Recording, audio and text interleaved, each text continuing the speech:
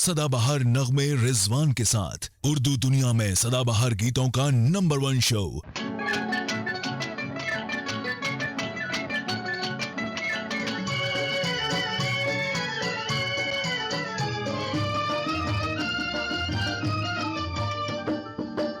आदाब नाजरीन, इस्तकबाल है आप सबका। आप देख रहे हैं सदाबहार नगमे रिजवान के साथ। ये खूबसूरत शुमारा आज भी आपके लिए लेकर आए हैं। बेहतरीन नगमे आप ही की फरमाइश के पेश करेंगे।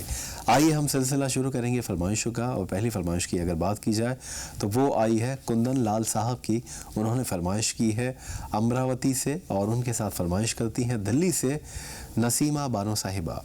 और वो सुनना चाहते हैं एक नगमा जो पेश किया जाएगा अभी आपके लिए। सबसे पहले फिल्म का नाम है सफ़र और राजेश खन्ना साहब की फिल्म का ये गाना है किशोर दा की आवाज़ में, जो बहुत मकबूल हुआ था, अपने वक्त का बहुत हिट गाना था। लेकिन इस गाने को पेश करने से पहले मैं आपको एक किस्सा बताता हूँ फिल्म सफ़र का, जो आप सुनेंगे तो आप हैरान होंगे।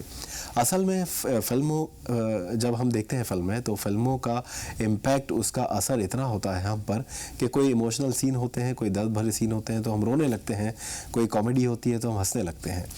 अब जब ये फिल्म रिलीज़ हुई सफ़र, तो इस फिल्म में राजेश खन्ना साहब ने कैंसर पेशेंट का एक कैरेक्टर किया था एक तरह से।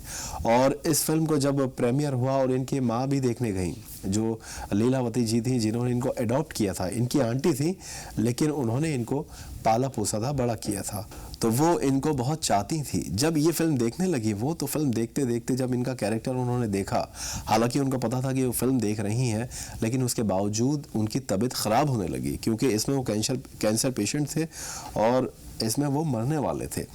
नौबत ये आ गई कि फ़िल्म के आखिर तक उनकी तबीयत इतनी बिगड़ गई कि उनको अस्पताल ले जाना पड़ा।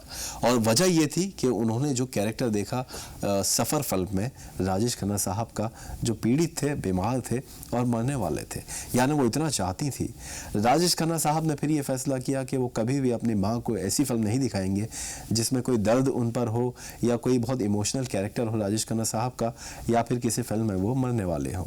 तो इस तरह का असर होता है फिल्मों का और ख़ास तौर पर इस कैरेक्टर का। लेकिन इस कैरेक्टर का एक पॉजिटिव इम्पैक्ट ये था कि जितने भी हिंदुस्तान भर में कैंसर पेशेंट्स थे, उन्होंने राजेश खन्ना साहब को ख़त लिखे थे और कहा था कि उनको ये फ़िल्म बहुत अच्छी लगी और एक जज्बा मिला है ज़िंदगी जीने का।